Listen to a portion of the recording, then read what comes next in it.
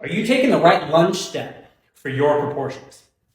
People that have longer legs and shorter torsos tend to be more hip dominant and less quad dominant. The quads are harder to build. We have an easier time building our glutes and our hamstrings. And you'll notice this if you've got long legs when you take a lunge step.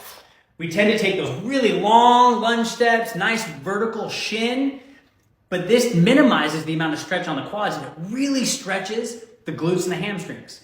The muscle that gets stretched the most is activated the most. So in order to balance your leg out and build some of those quads that are typically harder to build when you have longer legs, try taking a shorter lunge step forward. Let the knee come in front of the toe, accentuate the stretch through the quad, minimize the stretch on the glutes and the hamstrings, and build your quads up to match the posterior chain. If you have shorter legs and a longer torso, you are exactly the opposite. People that have shorter legs tend to be much more quad dominant and have a more difficult time building the posterior chain.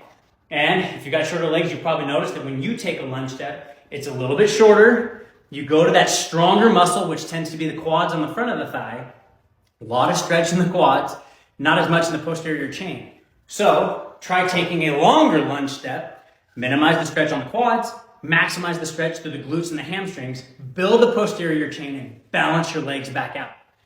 So with lunging, it's not always a one size fits all. Hey, everybody should take a longer lunge step forward to build the back of the leg. Well, if you've got longer legs, you don't need as much of that as you need to build the front of the thighs and balance the quads out.